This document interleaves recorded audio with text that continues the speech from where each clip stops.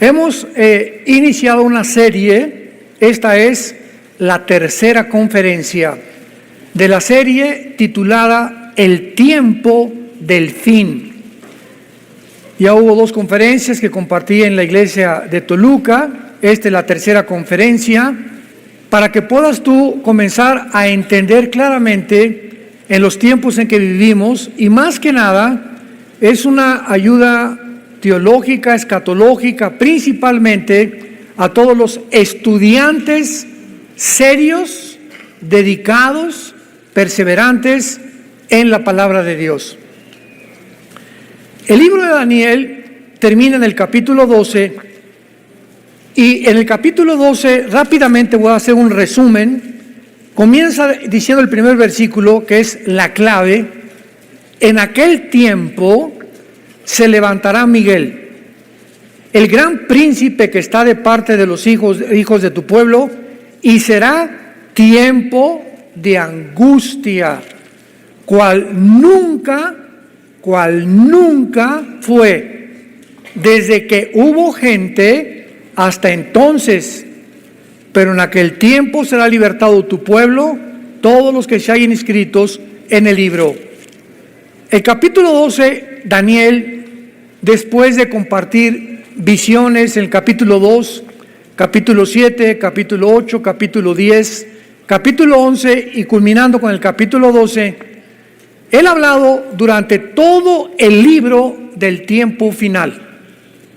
Todas las profecías del libro de Daniel están apuntando hacia los últimos 7 años del final de las profecías de Israel, no de la iglesia. Porque hay un tiempo final para la iglesia y hay un tiempo final para Israel. Entonces, cuando la Biblia habla del último tiempo, los tiempos finales, los postreros días, tenemos que diferenciar y entender dentro del contexto a qué se está refiriendo el Espíritu Santo. Si es a los tiempos finales de la iglesia o es a los tiempos finales de Israel. Muy bien. El tiempo final para nosotros, la iglesia, termina con el arrebatamiento. En cuanto millones de personas desaparezcamos del mundo, en ese momento la iglesia desapareció y nos vamos al cielo.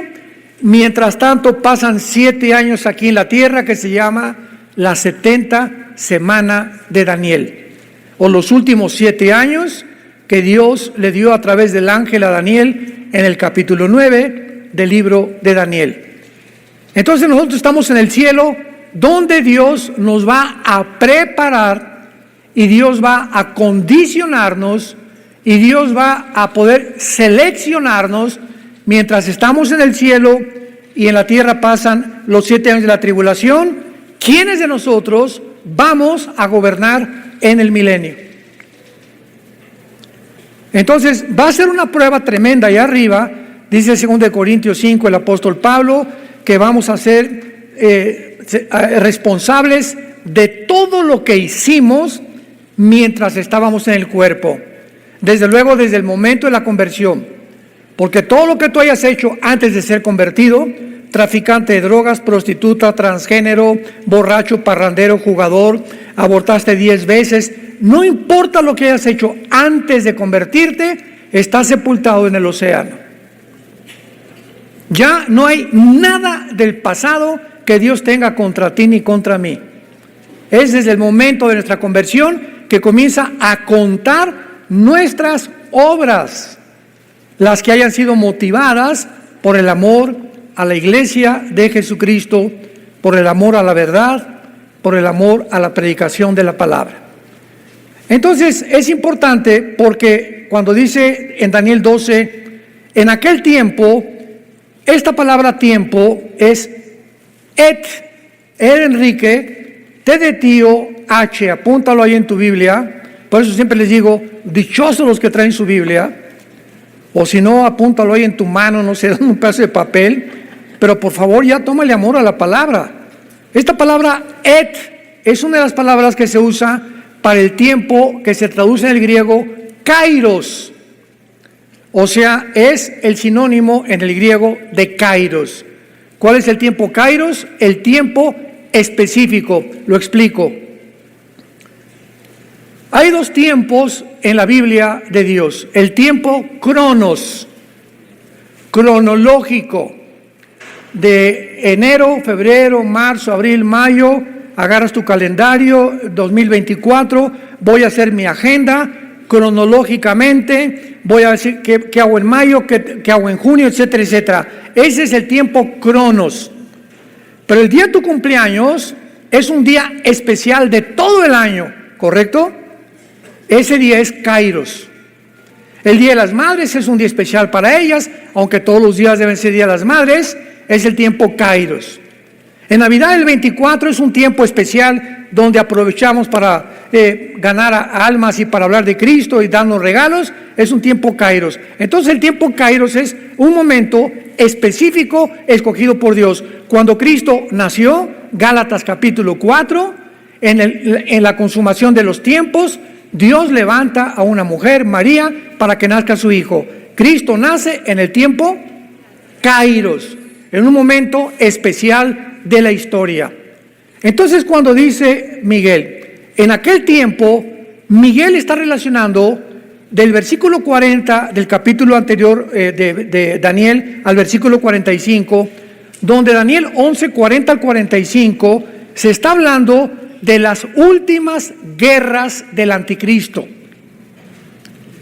Y el anticristo entra a la guerra cuando los primeros 3 años de la tribulación no va a haber guerra. Va a ser un tiempo supuestamente de paz, va a firmar un tratado, les va a permitir a los judíos reconstruir el templo, pero exactamente cuando el anticristo entre al templo judío, al lugar santísimo, y ponga en el lugar santísimo para los judíos la abominación desoladora que Daniel menciona, que significa una imagen de él. No sé si va a ser de inteligencia artificial, o va a ser un robot, o va a ser algo que pueda manifestar y claramente que parezca que tiene vida, pero cuando él ponga esa imagen, desde ese momento comienza la persecución más cruel, más sanguinaria de toda la historia contra los judíos y contra el pueblo cristiano que en aquel tiempo se haya convertido durante la tribulación. Entonces, cuando dice Miguel, en aquel tiempo, está hablando exactamente de los últimos 3 años y medio de la tribulación. ¿Me van siguiendo? Muy bien. Ahora, veamos algo importante antes de pasar a corroborar esto, que esta frase que se usa, en el libro de Daniel, se usan 2 frases, por favor, apúntenlas, estudiantes de escatología, que les interesan las profecías bíblicas. Hay 2 frases en todo el tiempo de Daniel que se tradujeron el tiempo del fin o los postreros días. La primera es Ketz, con Q de queso, U, E de Enrique, T de tío, S de Samuel. Ketz, así como suena. Y después, E de Enrique, T de tío, Et, que fue traducido el tiempo kairos o el tiempo del fin, o sea, un tiempo específico. Y la otra frase es Acharit Yom, tal como suena, Acharit con CH, Yom es con Y, que se traduce días muchas veces. Esto se tradujo como los postreros días.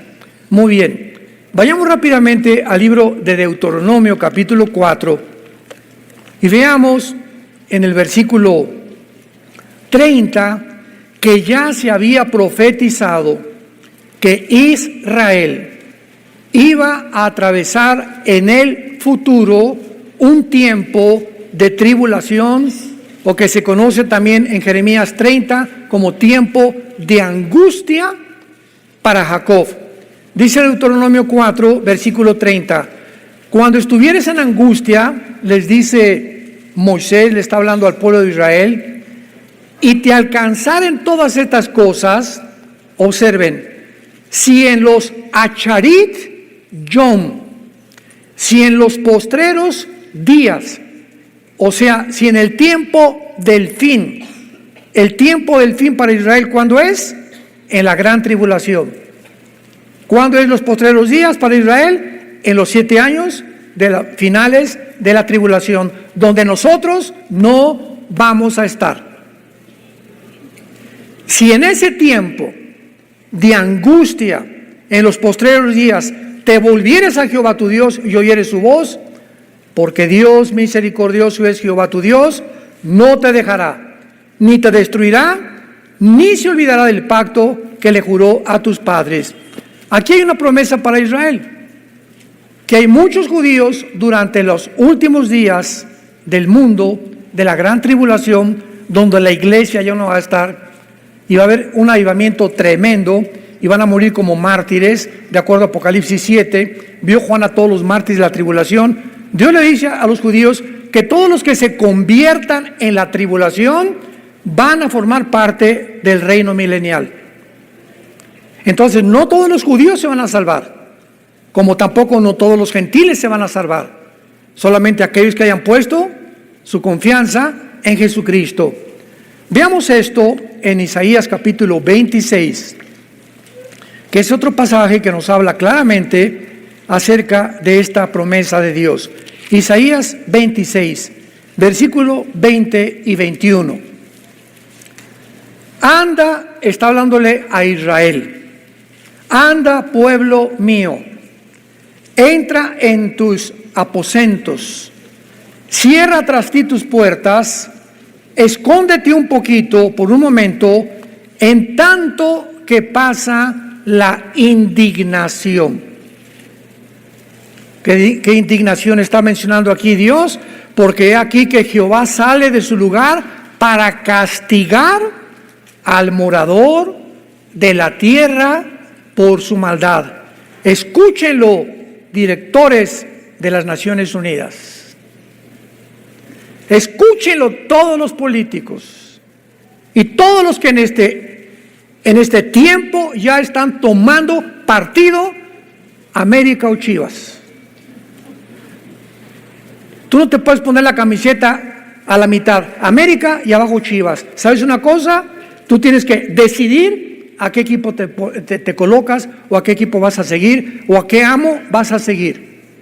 Y este es el tiempo impresionante que una película como esta del El Sonido de la Libertad haya causado tal conmoción en el mundo, que todos comienzan a preguntarse, las televisoras cristianas, todos los de la derecha, ¿verdad? Todos los que estamos del lado de la familia, de la ética, de la moral, de los mandamientos de Dios, de que estamos en contra de todo lo que no es más que dos géneros, y los que están en contra, y se están levantando compañías, te repito, como Disney, compañías de coches, compañías de televisoras, de radio, partidos políticos. No pasen esa película, inmediatamente se colocan, ya se pusieron la camiseta. Estamos a favor de la pedofilia. Increíble. Jesús dijo: ha venido a traer espada. Y nunca como ahora la humanidad está siendo dividida, donde ya nosotros claramente estamos viendo quién es quién por la forma que apoya a ciertas tendencias en el mundo actualmente. Y eso es lo que va a determinar tu futuro eterno. Anda, pueblo mío, entra en tus aposentos, escóndete mientras que pasa la indignación, porque Dios va a castigar al morador de la tierra por su maldad contra él. La tierra descubrirá la sangre derramada sobre ella, más de 15 millones, 20 millones de abortos. ¿Escuchaste? Más de 15, 20 millones de abortos. Se legalizó el aborto en 1973 por el Tribunal Supremo de Estados Unidos. Es impresionante que haya habido más muertos que en una guerra mundial de niños.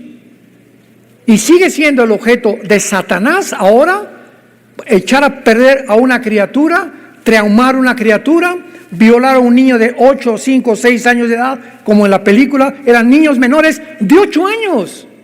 Y los venden como si fueran prostitutas, como si fueran mercado, como si fuera a 5 el kilo de aguayón. Impresionante. Y ves cómo los llevan, los guardan y cómo los convencen y se los arrebatan en los mercados y los están en la frontera, se los llevan y nadie vuelve a preguntar por ellos y están en el mercado del tráfico de niños humanos, vendiéndolos a pedófilos, a psicópatas, sociópatas, que van a tener su castigo en el infierno algún día, porque tienen que pagar por eso algún día. Esas personas ya no son humanos. Escucha esto, ya no son animales. Aquí estamos el humano, aquí está el animal. Nunca un animal viola a un bebé. Un perro nacido, un león a un leoncito, jamás. Estas personas han descendido un nivel más bajo que los animales. Ya no son animales, son monstruos.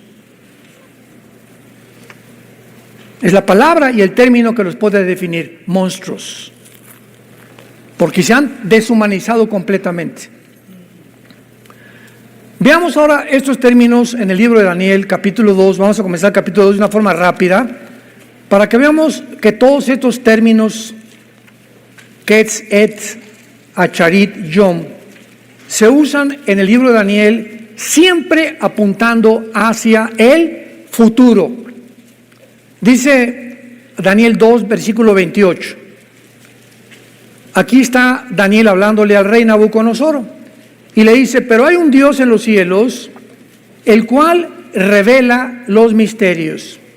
Y Él ha hecho saber al rey Nabucodonosor lo que ha de acontecer en Acharit Yom, en los postreros días.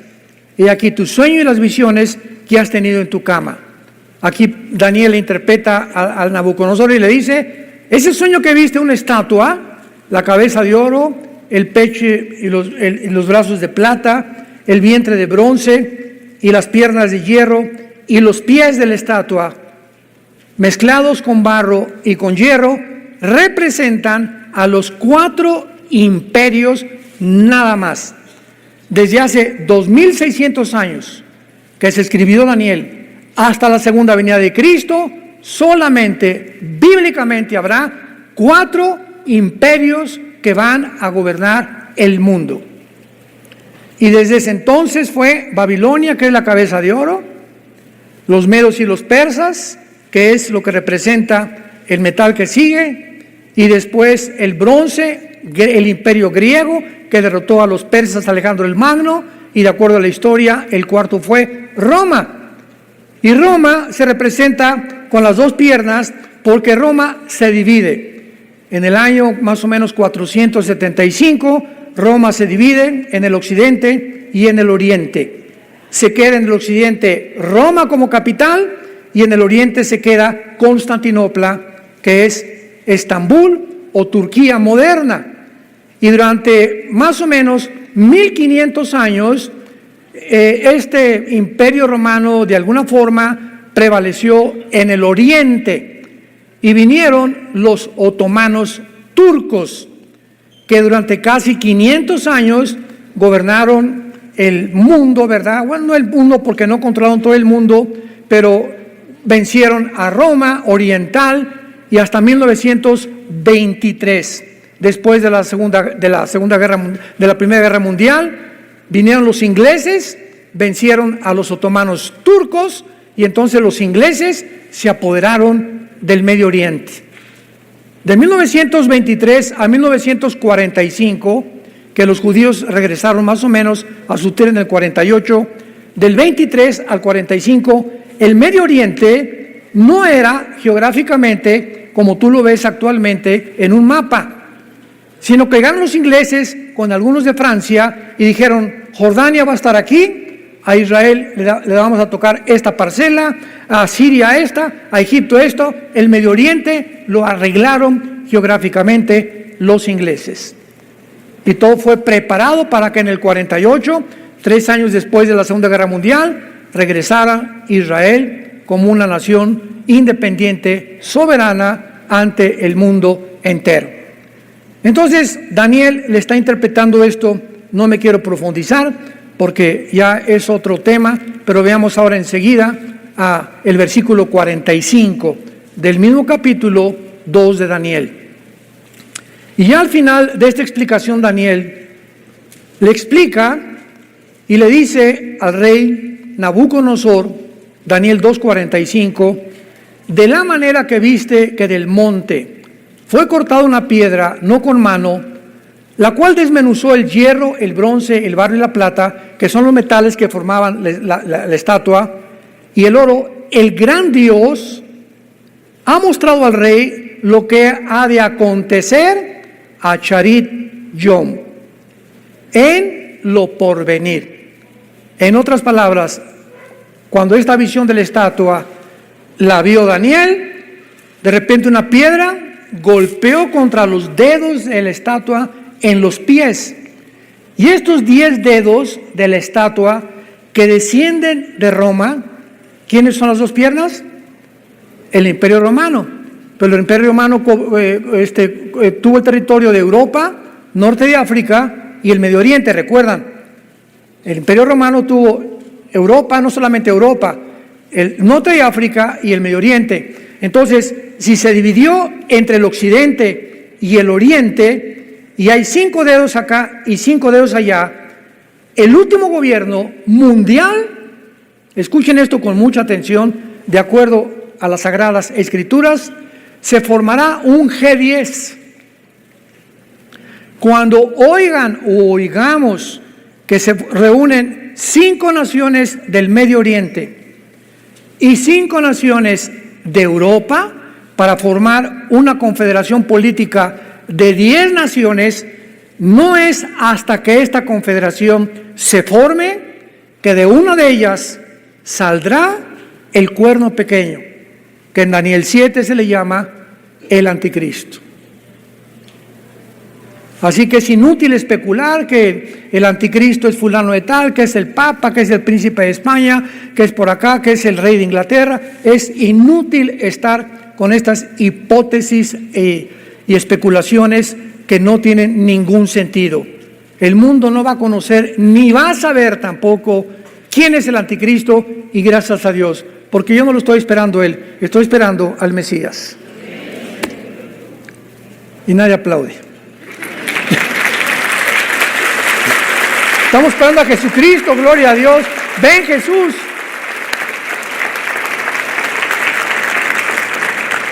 Así termina Apocalipsis 22. Ven Jesús. Y los que tienen sed, vengan y beban del agua de la vida gratuitamente. Ven Jesús, es el anhelo diario. Señor Jesús, yo anoche le decía a las 3, 4 de la mañana, Señor Jesús, te estamos esperando. Pero mientras vienes, úsanos para seguir ganando las almas. Tenemos que tener pasión por las almas perdidas, pasión por la verdad, porque esta es la hora de los valientes, esta es la hora de los Davides, esta es la hora de los guerreros y de las guerreras de Dios. Para esta hora naciste, quiero que sepas, porque es el tiempo más precioso de toda la historia cristiana, porque somos la última generación en ver las profecías bíblicas y esperando a Jesús en el aire. Veamos otro.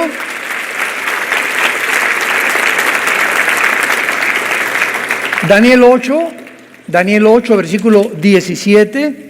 Estamos viendo todos los versículos donde se encuentran esta terminología. El tiempo, el fin, los postreros días, corroborando que todos apuntan hacia el futuro. Daniel 8, versículo 17. Vino luego cerca de donde yo estaba, y con su venida me asombré. Aquí está Daniel relatando a Gabriel que se le aparece y baja del cielo para estar con él. Y me postré sobre mi rostro, dice Daniel, pero él me dijo, entiende, hijo de hombre, porque la visión es para el tiempo del fin. Y aquí se usa et kairos o et ketz, que es el tiempo, kairos en el griego, o sea, para el tiempo especial. Y ya sabemos cuál es, el de los últimos 3 años y medio de la tribulación.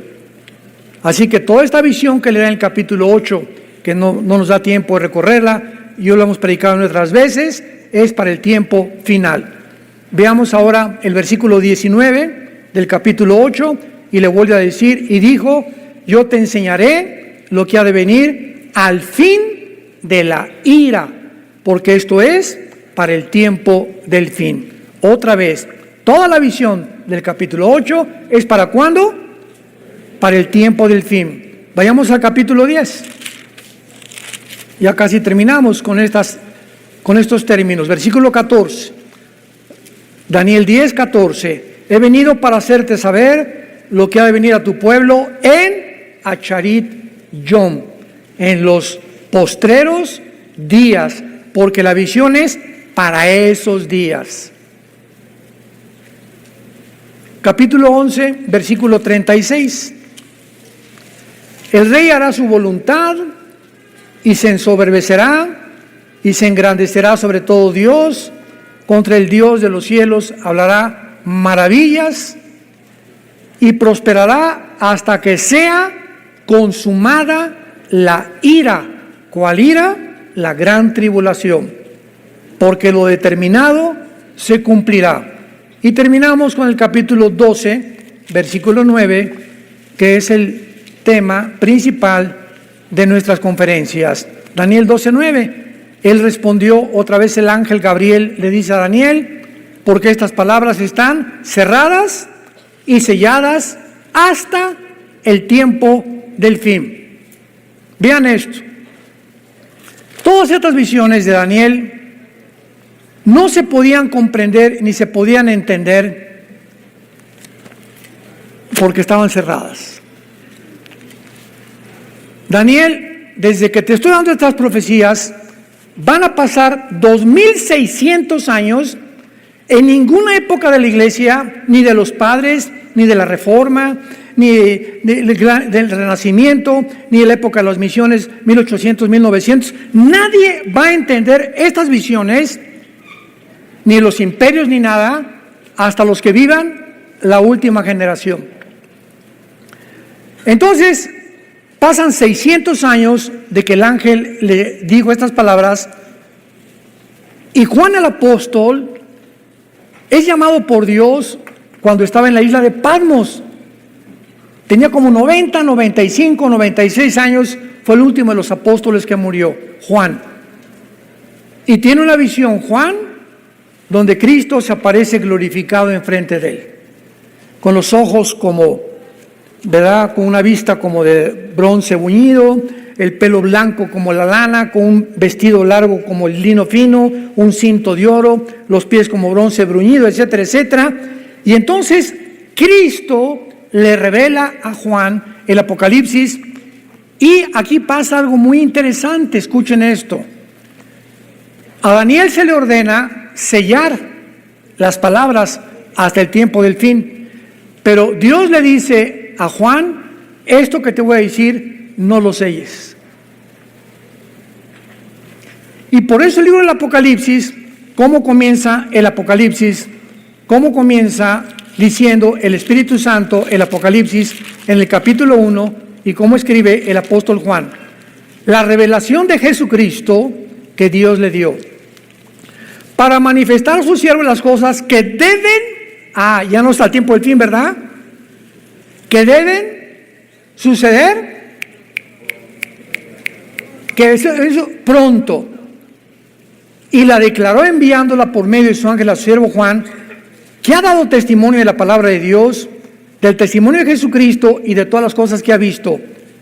Bienaventurado el que lee y los que oyen las palabras de esta profecía y guardan las cosas escritas, porque, ¿no oigo? El tiempo está cerca. Pregúntate ahorita, oiga, esto fue escrito hace 2000 años. Ya han pasado 2000 años. ¿A qué se refiere con que el tiempo está cerca? O sea, cuando le dijo el tiempo está cerca, ¿le estaba diciendo el año que entra? ¿O en 5 años? No, de ninguna manera. Ya estaba entendido por el libro de Daniel. Lo que Cristo le estaba diciendo a Juan al dejarnos el Apocalipsis, el tiempo siempre está cerca para todos los seres humanos, porque ¿a qué edad morimos? ¿80? ¿85 los más fuertes?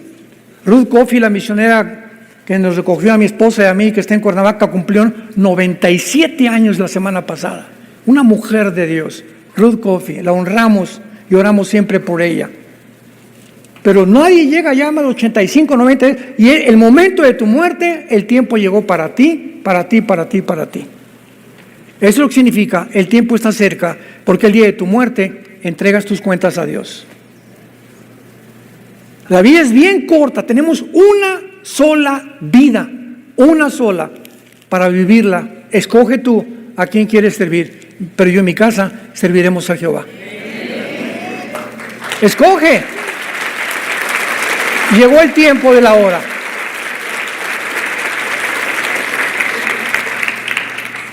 Muy bien, ahora regresamos al libro de Daniel. Y veamos ahora todo lo relacionado con el tiempo de la gran tribulación. Porque así termina el libro. En aquel tiempo está relacionándolo con los últimos 5 versículos del capítulo anterior. El ángel. En aquel tiempo, ¿cuál tiempo? ¿Cuál tiempo está hablando? Un tiempo específico. Se levantará Miguel. Es interesante cuando acomodamos lo espiritual sobre lo espiritual, precepto sobre precepto, escritura sobre escritura, y no tomamos una escritura de por acá y otra de por allá, armamos una doctrina con una y armamos una doctrina con otra, sino que tenemos el contexto y vemos qué dice Deuteronomio, qué dice Juan, qué dice Zacarías, qué dice Malaquías, qué dice Sofonías, qué dice Joel, y unimos las piezas y tenemos un rompecabezas armado. Y así es como se traza la palabra de Dios. Requiere diligencia, perseverancia, entrega, dedicación, pero más que nada, disciplina. Veamos ahora claramente de qué forma la Biblia nos muestra que desde el Antiguo Testamento, como en el Nuevo Testamento, ya se estaba describiendo o enseñando los postreros días que serían de angustia.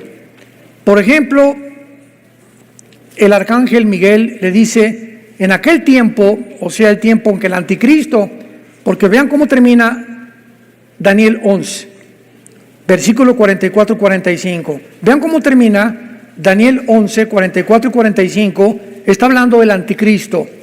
Pero noticias del oriente y del norte lo atemorizarán. Saldrá con gran ira para destruir y matar a muchos, y plantará las tiendas de su palacio entre los mares y el monte glorioso y santo, mas llegará a su fin y no tendrá quien le ayude. ¿A qué tiempo se refiere aquí el Espíritu Santo del anticristo? Al final de la carrera del anticristo, a los últimos 3 años y medio que le quedan. Esto nos habla que el anticristo, después de firmar el tratado con los judíos, no va a vivir en Israel. Posiblemente se vaya a Irak o a la región de la antigua Mesopotamia, que significa entre 2 ríos, que era Irak y Siria, que es la zona geográfica en la que estaba dividida el Medio Oriente en la antigüedad, en el Antiguo Testamento. Entonces parece que el anticristo va a estar en Irak, porque en esa zona, Irak, Arabia Saudita, Kuwait, se va a levantar el centro comercial más grande del mundo en los próximos meses, en los próximos años, que termina en Apocalipsis 18, ¿se acuerdan ustedes? La ramera en el capítulo 17, el gran centro comercial en el capítulo 18 del Apocalipsis, donde todos los reyes de la tierra van a negociar y nadie ahí va a comprar sin estar marcado con el 666. Todos los que quieran comprar en el centro comercial, entonces el anticristo va a llegar el tiempo en que muda, dice aquí, y entonces plantará las tiendas de su palacio entre el monte glorioso que es Jerusalén. El anticristo muda sus cuarteles generales a la ciudad de Jerusalén, que es ya el final de su carrera. Como lo sabemos, porque estando él en Jerusalén, noticias del oriente lo atemorizarán, tal vez como dice Apocalipsis 16, del 12 en adelante, y vi a los reyes del oriente que venían a la guerra del Armagedón, mientras el anticristo está ahí en el valle del Megido. Todos los que fuimos a Jerusalén hace algunos días, Es impresionante el Valle del Meguido. Ahí Napoleón Bonaparte dijo: aquí será la Tercera Guerra Mundial. Así lo expresó Napoleón Bonaparte antes de morir, cuando estaba en el Valle del Meguido, en Israel. Entonces, ahí va a ser la Tercera Guerra Mundial, el Armagedón. Entonces, la Biblia está hablando, en aquel tiempo, es los tiempos finales del Anticristo. ¿Se fijan cómo vamos hilando? Para ir determinando en qué tiempo está hablando la Biblia. Ahora vamos a corroborarlo con Apocalipsis 12. Que esto ya confirma de una forma indubitable, inequívoca, que está hablando de los últimos años del Anticristo y de la gran tribulación. Apocalipsis 12, versículo 7. Después hubo una gran batalla en el cielo. Miguel y sus ángeles luchaban contra el dragón, y luchaba el dragón y sus ángeles, mas no prevalecieron, ni se halló ya lugar para ellos en el cielo. ¿Por qué en Daniel 12 dice: y se levantó Miguel? Porque el arcángel Miguel está puesto como protector de la nación de Israel.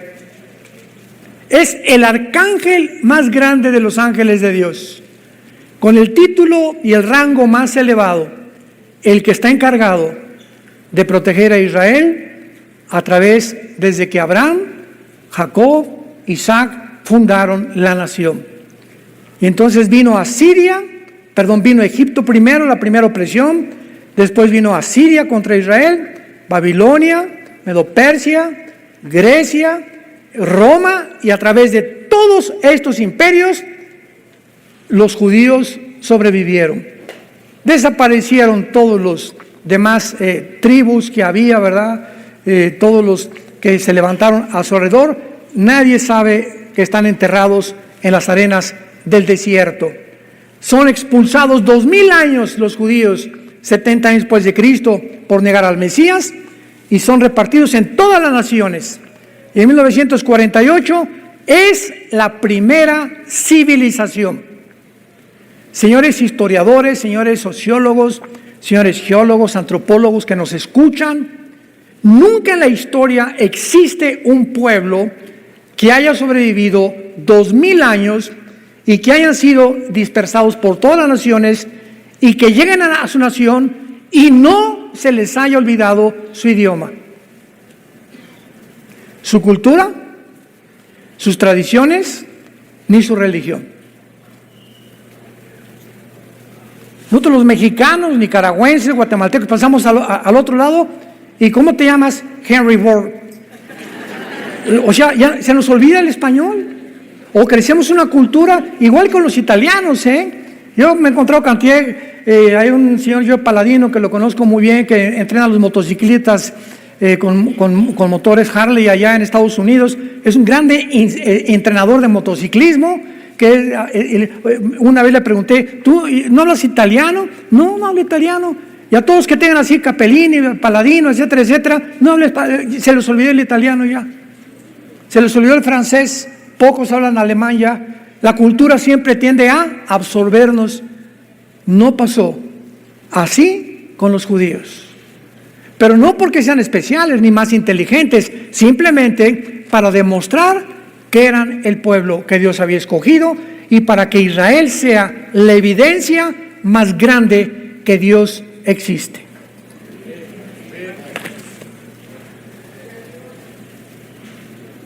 La nación de Israel es la evidencia más grande que Dios existe. Y no estoy diciendo Dios ama a los árabes igual que a los judíos. Dios ama a los palestinos igual que nosotros. Dios ama a los iraníes. Dios ama porque no hay acepción de personas. Simplemente escoge un pueblo para que los ojos del mundo estén atentos a lo que está pasando y vean de qué manera nadie ha podido destruirlos. Llegan en el 48, al otro día los rodean y los quieren matar. Viene la guerra del 56, la guerra de 1967, junio, la guerra de los 6 días de 1967, donde 5 naciones árabes, dirigidas por Nasser, el expresidente de Egipto, se reúnen para extirpar, aniquilar destruir al pueblo judío y echarlo para siempre al mar Mediterráneo. En la ley de las probabilidades, ustedes que les gustan las matemáticas, en la ley de las probabilidades, era 12 a la 15ª potencia las probabilidades que tenían de salir vivos de la guerra de los 6 días. ¿Qué estoy diciendo? Para hacer una comparación. Ahorita somos aproximadamente como 2,000 personas aquí, que nos rodee un ejército de 50,000 soldados. Y aquí tenemos 50 rifles. No estamos rodeados 50,000 soldados, pues vamos a rendirnos. ¿Qué probabilidad tenemos de salir vivos? Ninguna. Ninguna. Eran las probabilidades que tenían los judíos de sobrevivir. ¿Qué pasó? Hay un Dios en los cielos que yo los he escogido para que el mundo sepan que yo enloquezco la sabiduría de los sabios. Y no es con ejército, ni con caballo, ni con fusil, es con mi espíritu, dice el Señor, para que la gloria sea a Él. ¿Se dan cuenta?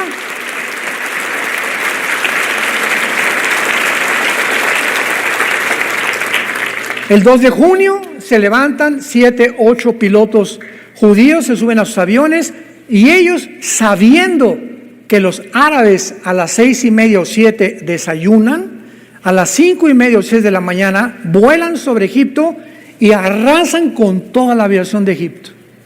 Ni un solo avión dejaron. Se fueron sobre Siria, se fueron sobre Egipto. En 3 días, las 5 naciones árabes no tenían un solo avión. Qué grande es, Señor. Una vez que ellos dominaron el aire, era más fácil dominar la tierra.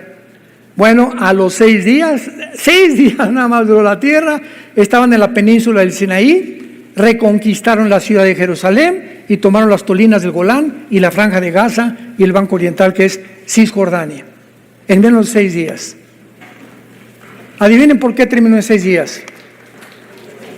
Porque el séptimo tenían que descansar. Parecía una ironía, ¿no? Bueno. Y porque el arcángel Miguel está de parte de ellos. Y va a llegar el final en la gran tribulación, donde después hubo una gran batalla en el cielo. Y está hablando del tiempo del arcángel Miguel de Daniel 12:1. Es la misma batalla. Se levantó el arcángel Miguel, el que está de parte de los hijos de Israel, y fue tiempo de angustia. Es el tiempo que estamos viendo en Apocalipsis 12. Pero no prevalecieron, ni se halló lugar para ellos en el cielo. O sea, en la gran tribulación va a haber una batalla para decidir quién se viene a la tierra. Y entonces es derrotado Satanás y sus ángeles, y Satanás, Lucifer y sus ángeles y sus demonios en los últimos 3 años y medio de la semana 70 de Daniel, de la gran tribulación, son arrojados a la tierra. Si ahorita hay maldad y él está todavía por ahí reguileteando en el aire arriba de nosotros, imagínense cuando esté aquí ya abajo con sus ángeles caídos, que segurísimo van a tomar forma humana y van a creer que son extraterrestres. Tal vez me imagino que puede haber, porque ahorita está una obsesión con los ovnis, y no saben ni siquiera qué hay detrás del movimiento ovni, que son materializaciones de la energía satánica. Son ángeles preparando el camino para que cuando venga el anticristo con los milagros, van a creer que son extraterrestres, porque los milagros que van a hacer no los puede hacer ningún ser humano, pues se vienen sobre la tierra. Y lo explica aquí el versículo 12 de Apocalipsis, versículo 9. Y fue lanzado fuera el gran dragón. Hasta la segunda parte de la tribulación será lanzado del cielo. Ya Satanás no tendrá acceso al cielo. Todavía tiene acceso al cielo. Por eso dice 1 de Juan, si hemos pecado, abogado tenemos para con el Padre, a Jesucristo el justo. Porque el cielo es un tribunal. Aquí está Dios en su trono, aquí está el acusador como en un juicio, y aquí está el abogado defensor. El acusador es el diablo. La palabra Diablo significa acusador. Satanás significa enemigo. Su nombre no es acusador ni enemigo, su nombre es Lucifer. Entonces tú pecas y viene Satanás acusándote. Ve a Paquito lo que hizo antier, y esto y el otro, y ya viste lo que hizo Carmelita, y ya viste que se fue con otra mujer, y ya viste que están fornicando, y está viendo películas pornográficas. Y en ese momento Cristo, dice Hebreos, que vive para interceder por nosotros, no puede hacer nada. Y le abre la puerta de tu casa a los demonios, a tu vida, a tu mente, y comienzan a atormentarte y comienzan a provocar problemas en tu casa, con tus hijos, con tus nietos. Se te viene una bandada como no te imaginas, y Cristo está así cruzado. ¿Por qué? Porque dice, hasta que tú no digas, Padre, perdóname. En ese momento Cristo se pone en medio y dice, Satanás ya pidió perdón, no tienes nada contra él. Y cierras la puerta de tu casa, de tu mente y de tu corazón a los demonios.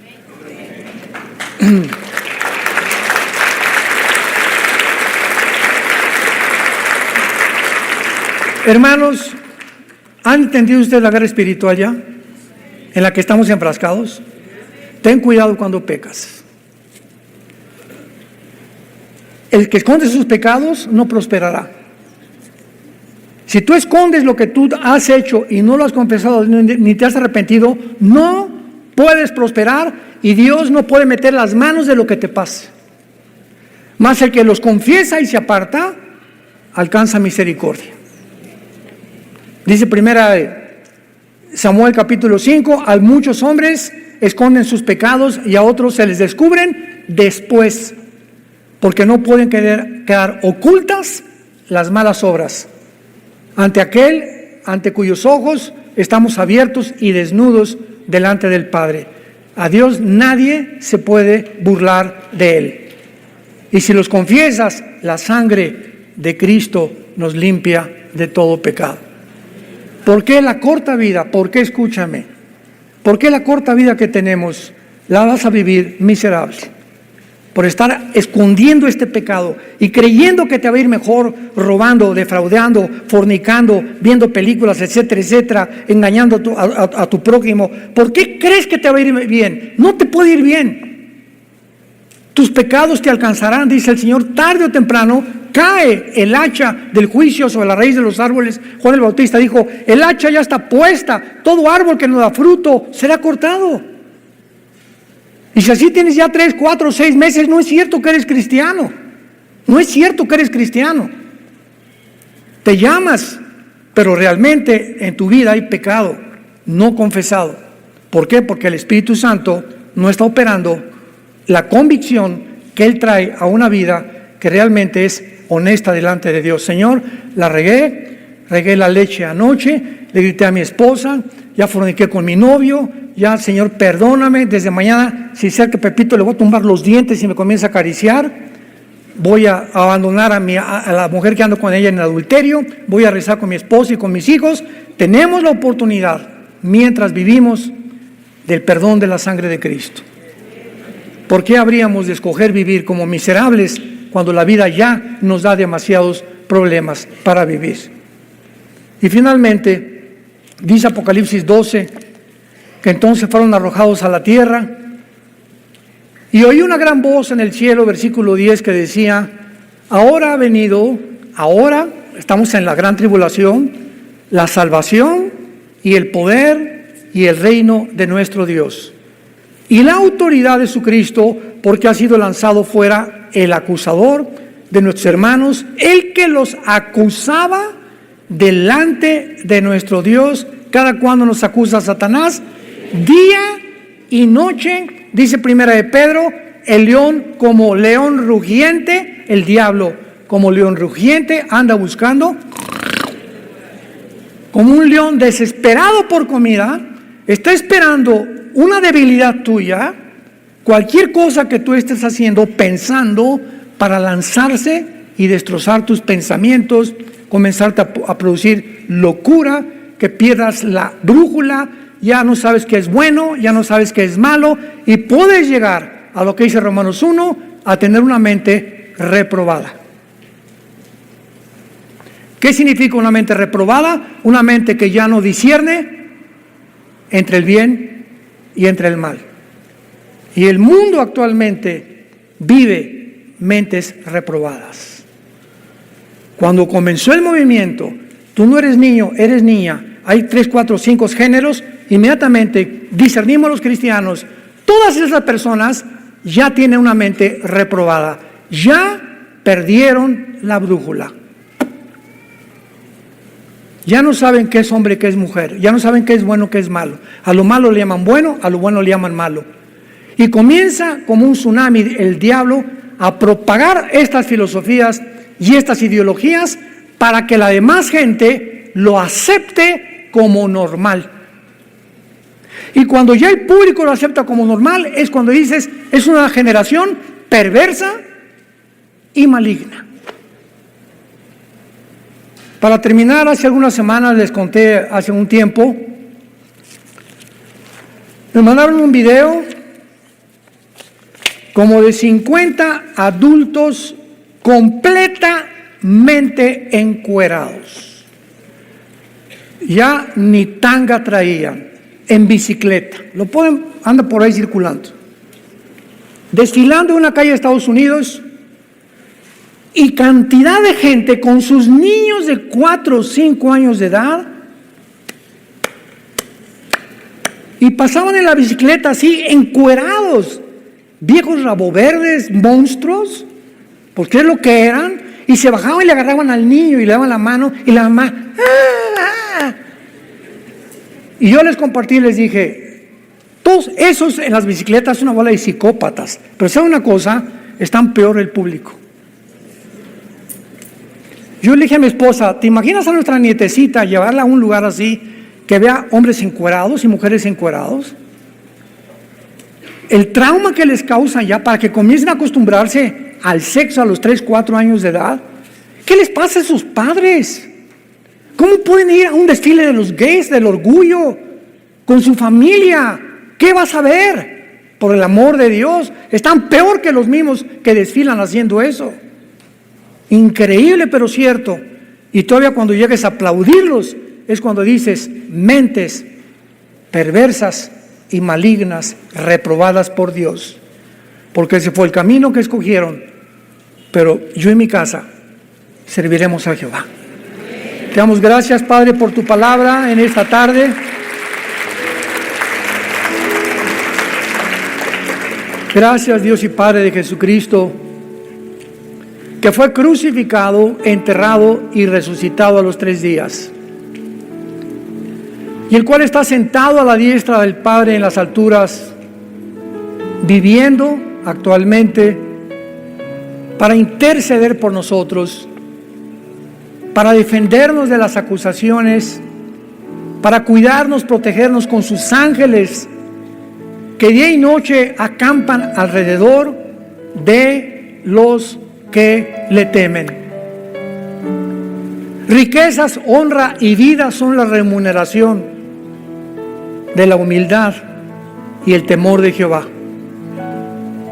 Gracias, Señor, por tan grande salvación.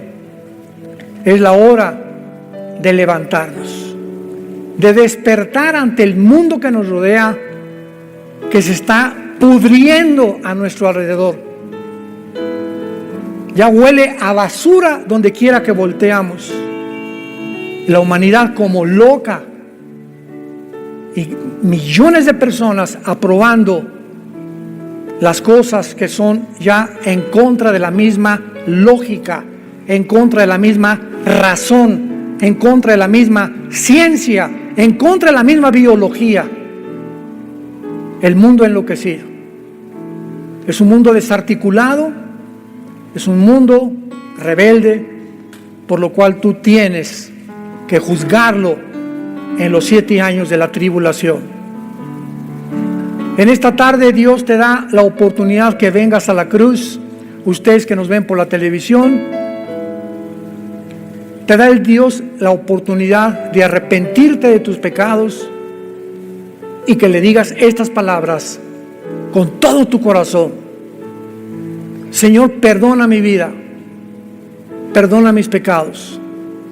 Creo que en la cruz tu Hijo pagó por ellos con su sangre, que a los 3 días resucitó de los muertos, por lo cual te pido, porque creo que vives, Señor Jesús, que entres a mi vida en este instante como mi Señor y Salvador. Te recibo dándote gracias por tan grande salvación, porque cuando muera moriré en paz, sabiendo que he sido perdonado, no por nada que haya merecido, sino por lo que tú hiciste en esa cruz, en mi lugar. En el nombre de Jesús. Amén.